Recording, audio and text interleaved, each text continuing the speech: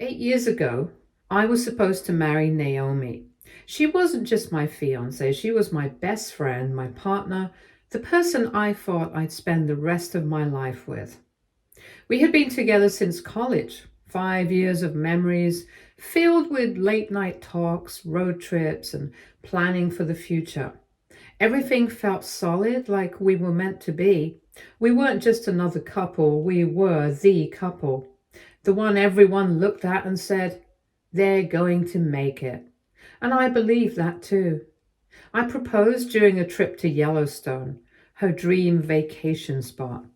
She had always talked about how much she wanted to see the geysers, hike the trails, and just experience the beauty of it all. So I planned everything out, waited for the perfect moment, and asked her to marry me. She didn't hesitate for even a second. She said yes, threw her arms around me, and for a moment, it felt like we were in some kind of fairy tale. Everything about it was perfect. The year that followed was full of excitement. Choosing a venue, cake tastings, dress shopping. Well, she did that part, obviously. And getting our families together. My parents adored Naomi, and her family had always treated me like one of their own. It felt like the whole world was on our side, cheering us on as we got closer to our big day. There was never a single doubt in my mind that we were doing the right thing. This wasn't just love, this was a future, a life we were building together. Then came the wedding day. Everything was perfect, or at least it seemed that way. The venue looked beautiful, guests were arriving, and there was that electric feeling in the air, the kind you get when something big and life-changing is about to happen. I was in the back, getting ready, my nerves kicking in, but mostly just excitement. I couldn't wait to see her walking down that aisle. Then my sister burst into the room. She looked pale, like she'd just seen a ghost. She was holding something, a piece of paper. My stomach dropped before she even said a word. Naomi was gone. She had left before dawn. Her dress was still there, perfectly untouched. Her ring was sitting on the table. And the only thing she left behind was a short note. Just a few sentences, but enough to completely destroy me. It said she couldn't forgive me for what I did, and that I knew exactly what she was talking about. Except I didn't. I had no idea what she meant. My mind was racing, trying to make sense of it, trying to figure out what the hell she was talking about. I hadn't cheated, I hadn't lied, I hadn't done anything that could possibly justify her walking away like this. I read that note over and over, trying to find some hidden meaning, some clue, but nothing clicked. Nobody knew where she was. She wasn't answering her phone. She wasn't at her apartment. It was like she had just vanished. The hours that followed were a nightmare. I had to cancel everything, call vendors, tell guests that there wasn't going to be a wedding, stand in front of people who had flown in from across the country, and admit that I had no idea why the woman I loved had just disappeared. And the worst part, I couldn't even explain what had happened because I didn't know. Her family either had no idea what was going on or just weren't telling me anything. I was completely in the dark. For weeks after the wedding disaster, I tried everything to reach Naomi. I called, texted, emailed, nothing. She had completely cut me off, like I had never even existed. It was like trying to talk to a ghost. She had blocked my number, unfriended me on social media, and ignored every attempt I made to get some kind of explanation. The silence was suffocating. And just like that, everything we had, the 5 years, the love, the plans, the future, were gone. Then, about 2 months later, I finally got some news through a mutual friend. Naomi had moved to Seattle. At first, I thought, okay, maybe she just needed space. Maybe she was overwhelmed, needed time to sort things out. Part of me even considered flying there to talk to her, to get some closure, to finally understand why. But then came the gut punch. She wasn't alone. She was dating Matthew. And Matthew wasn't just some guy. He was my childhood best friend. We had grown up together, gone to the same schools, and even ended up at the same college. We were practically brothers. He had been my best man, or at least he was supposed to be. The funny thing was, he hadn't shown up on my wedding day. That morning, he called me and said he was sick and couldn't make it. At the time, I believed him. Why wouldn't I? He was my best friend. I didn't even question it. 6 months after Naomi left me, she married him in Seattle. I didn't hear it from her. I didn't hear it from him. Of course not. I found out by accident when a mutual friend posted their wedding photos on Facebook, and I saw them. There she was in a simple white dress, smiling, standing next to him. I can't even explain what that felt like. It was beyond heartbreak. It was betrayal. I mean, I knew she left me, but to find out she married him, the one guy I trusted more than anyone, that was a punch in the gut. I didn't see it coming. I didn't say anything to them. I didn't even want to. Instead, I went straight to my social media and deleted everything. Facebook, Instagram, everything. I changed my phone number and stopped talking to anyone from that part of my life. I couldn't take it anymore. The reminders, the whispers, the pitying looks, it was too much. I just needed to vanish for a while. So I threw myself into work. I'm a software engineer, and if there's one thing I can control, it's my career. I worked long hours, took on every project I could, and kept moving up. I got promoted a few times, and eventually me and some friends started our own tech consulting company. It was honestly the best thing I could have done. Our business grew fast, and for the first time in ages, I felt like I was in charge of something again. By 2019, I'd had enough of the old life. I packed up everything and moved to Austin. A new city, new people, and most importantly, no one from my past around to remind me of what happened. I bought a house, made some awesome friends, and even adopted a golden retriever, Max. Things slowly started to feel right again. Therapy helped too, but I'm not going to pretend it was easy. Trusting people again wasn't something that happened overnight. Dating? Forget it. I kept things casual because honestly, after what happened, I wasn't ready to let anyone in. The scars from that betrayal don't just fade away. But despite all of it, I built a life that I'm proud of. It's not the life I expected when I was 30, waiting for a bride who never showed, but it's a good life, and for a long time that was enough. Until yesterday. I opened my front door, and there she was, Naomi. She looked exactly like she did back then, like she had stepped right out of a memory. The only difference were the tears streaming down her face.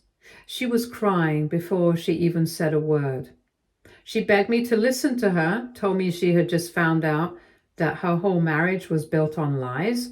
According to her, Matthew had been manipulating her, twisting things around and deliberately destroying us.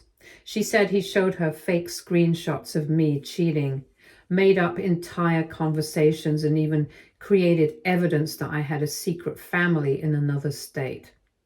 He went as far as editing photos to make it look like I was leading a double life. She only realized the truth when she found Matthew's old laptop while cleaning out their garage. She said the computer still worked, so she decided to snoop. What she found turned everything upside down. There were folders filled with photoshopped images, fake email accounts, and so much proof that Matthew had gone way too far to make her believe I was the bad guy. Now she's divorcing him, and the first thing she did, got on a plane and flew straight to Austin to find me. She wants me to forgive her, says she never stopped loving me, that she was just hurt and scared, that she made a terrible mistake and that Matthew manipulated her when she was at her lowest. And honestly, I get it. I understand that she was deceived, that she truly believed I had betrayed her, but the thing is, she never came to me. She didn't come to the person she was supposed to marry and ask, "Hey, what's going on?" She didn't give me a chance to explain anything. She didn't trust me enough to have a conversation. Instead, she just walked away and left me standing there feeling humiliated in front of everyone I knew, and then she married him. She made her choice.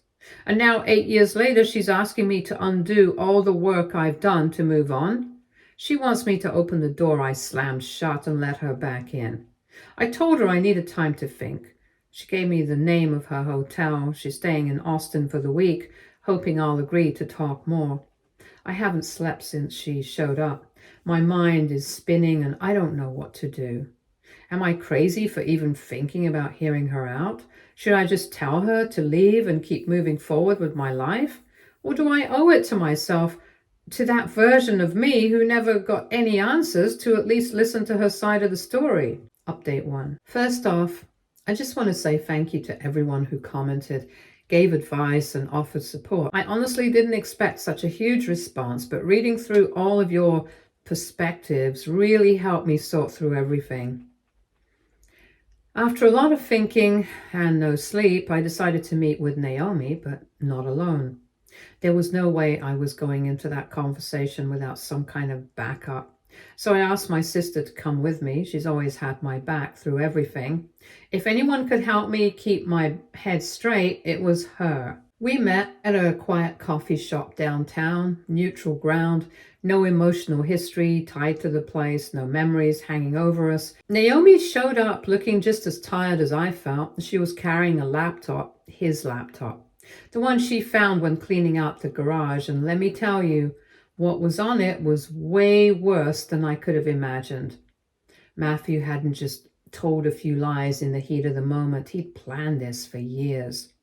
He had folders full of manipulated evidence, fake screenshots, fabricated emails, even AI-generated photos to make it look like I was living some secret double life.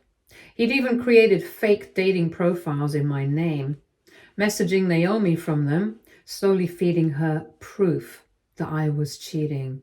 The worst part, he journaled the whole thing step by step. Reading those journal entries was brutal. Matthew had been playing the long game. He knew exactly how to push Naomi's buttons, how to make her doubt me without it being obvious.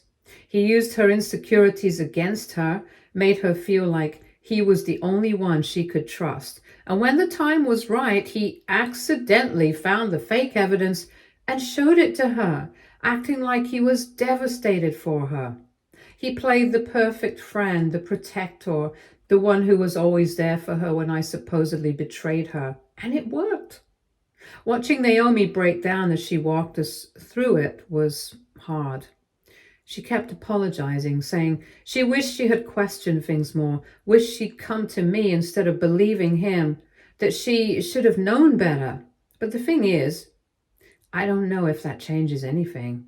Yes, she was manipulated. Yes, it was all orchestrated by a sociopath who was supposed to be my best friend. But at the end of the day, she still chose to believe him over me. She never once came to me and said, "Hey, I saw this. Can you explain?"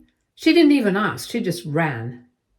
My sister went into that meeting skeptical. She wasn't fully convinced that Naomi was innocent in all of this, and honestly, I wasn't either. But by the time we were done, she looked shaken, like really disturbed by everything we had just seen. The Naomi we knew 8 years ago, she was smart, independent, always asking questions and not easily fooled. She wasn't someone who would have fallen for something like this. But Matthew, he knew exactly how to break her down. He'd spent years laying the groundwork, playing on her insecurities and slowly chipping away at her trust in me. The more we read, the more we saw just how calculated it all was. One of the hardest things to hear was how he had used her past against her. Naomi's dad had cheated on her mom when she was a kid, and it completely destroyed her idea of love and trust. Matthew knew all of that, and he used it to his advantage, making his lies seem so much more believable. He made it easy for her to think I was just like her dad, someone who pretended to be loyal while secretly living a double life. But then there was the worst part. Naomi admitted that her biggest regret, the thing that haunts her more than anything, is that she never came to me face to face. She never confronted me. She just took Matthew's word as gospel and disappeared. And why?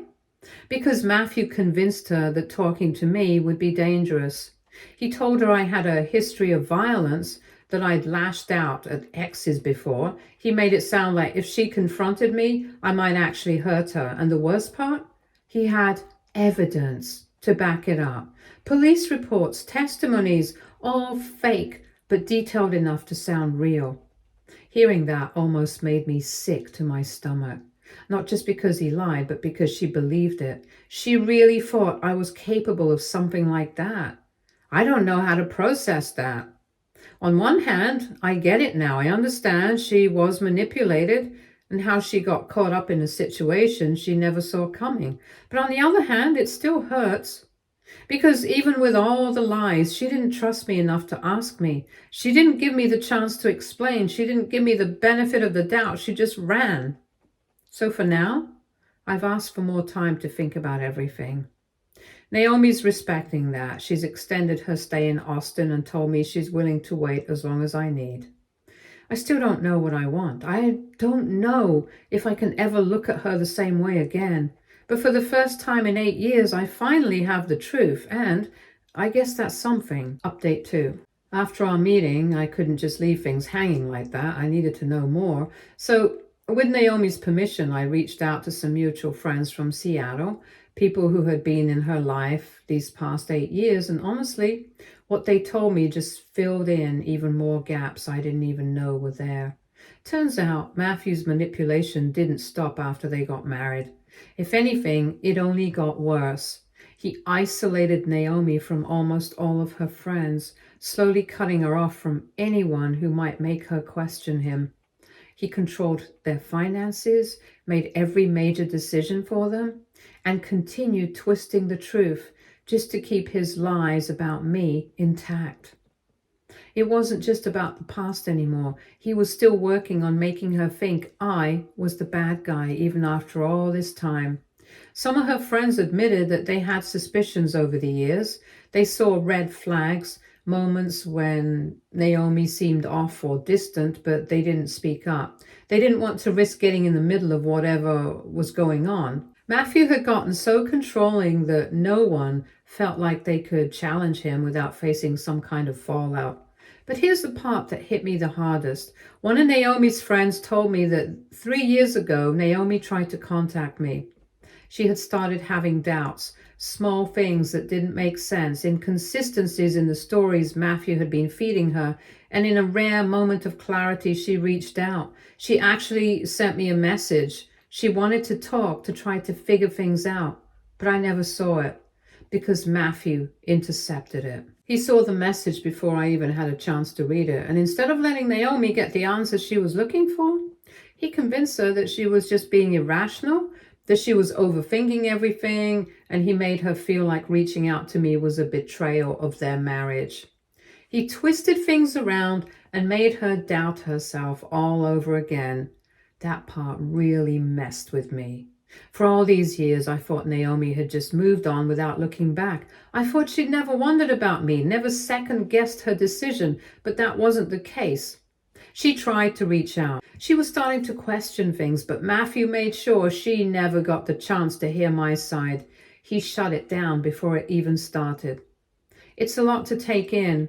Every time I think I've wrapped my head around the situation, another layer gets peeled back and I realize just how deep this whole thing went. I still don't know what to do with all this yet.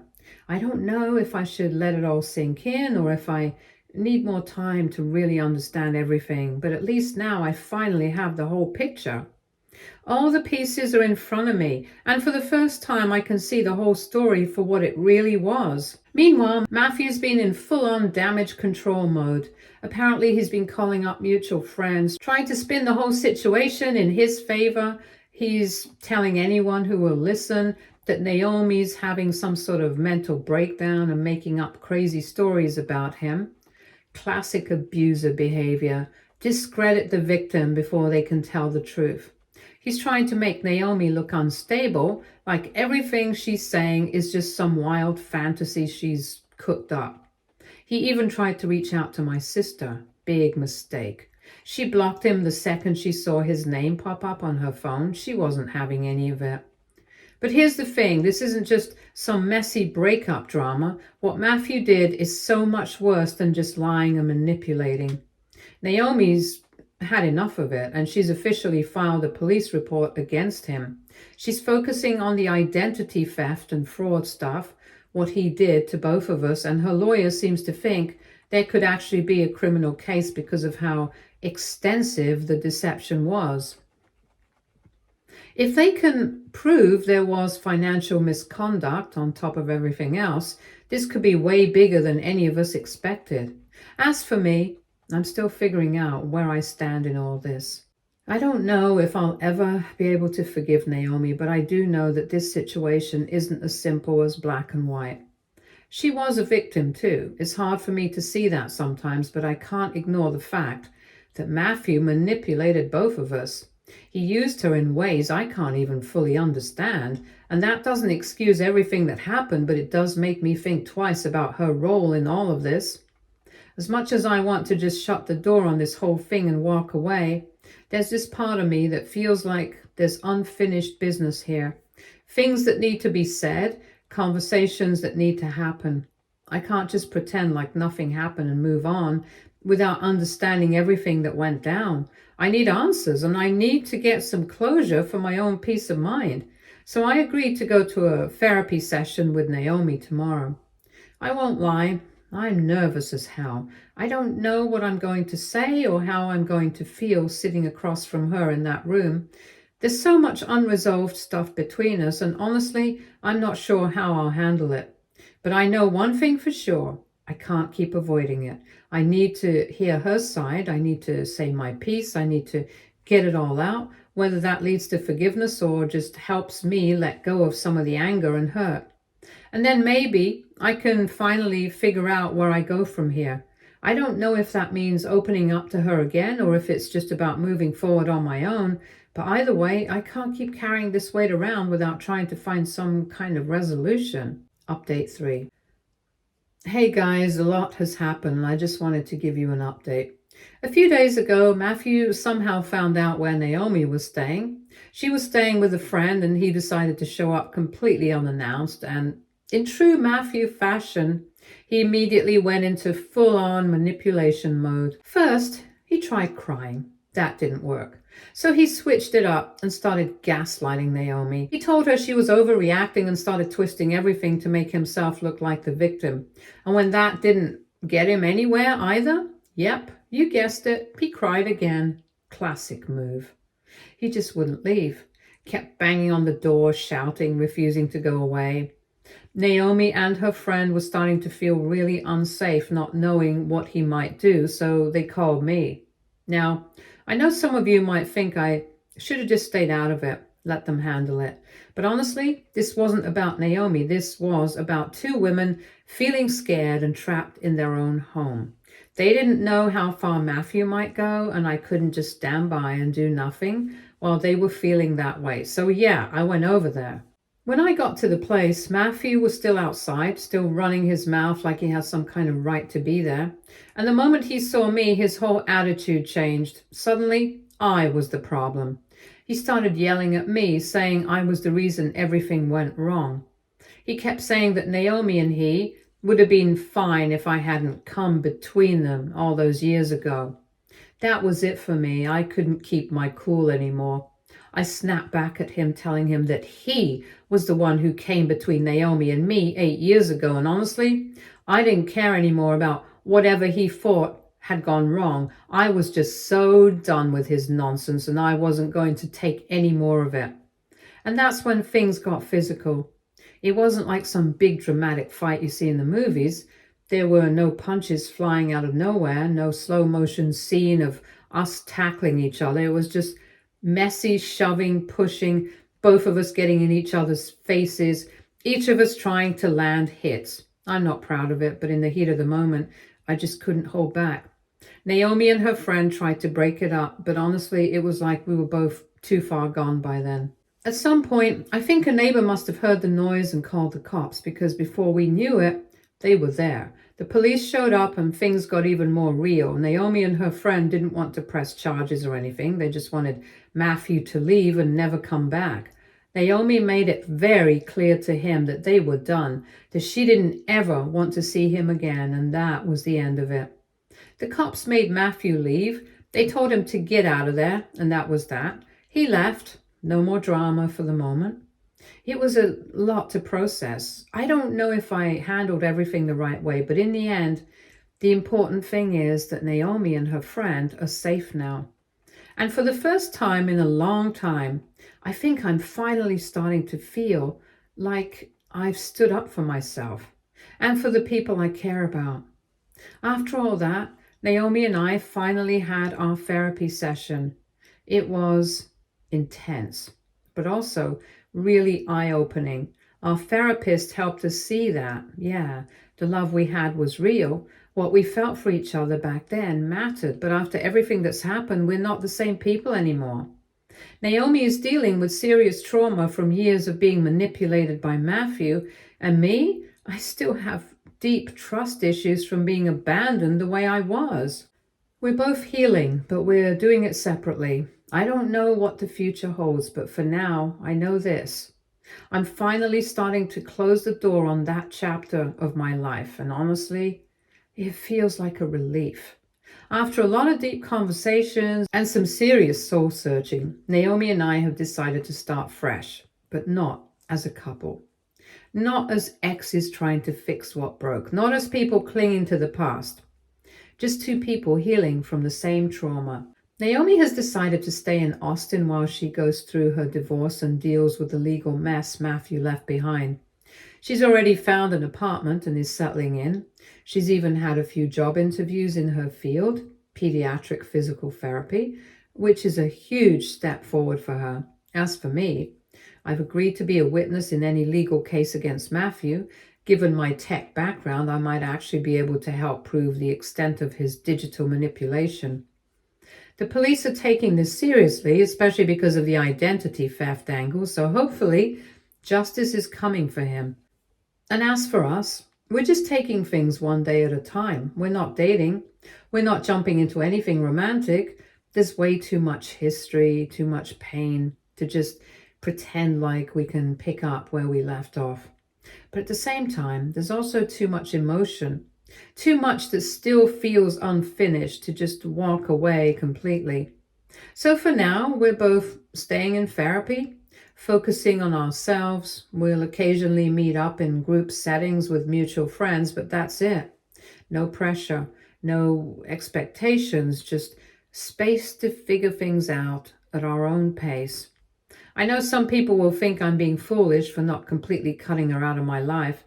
Others might think I'm being too cautious by not immediately reconciling, and that's okay. Everyone has their own opinions, but for the first time in 8 years, I feel like I can finally breathe. The anger, the confusion, the weight of all those unanswered questions, it's not suffocating me anymore. It's been replaced with understanding and, surprisingly, peace. I don't know what the future holds. Maybe one day Naomi and I will be just two old friends who went through some insane thing together. Maybe we'll find our way back to each other in a different way. Maybe we won't. For now, my focus is on bringing Matthew to justice and continuing to build the life I've worked so hard for. Only this time without the weight of the past holding me down. Thank you, Reddit, for helping me navigate this absolute roller coaster of a situation. Sometimes life throws plot twists at you that are stranger than fiction, and having this community's support has meant more than you can know. Stay tuned for more stories from our girl relationships.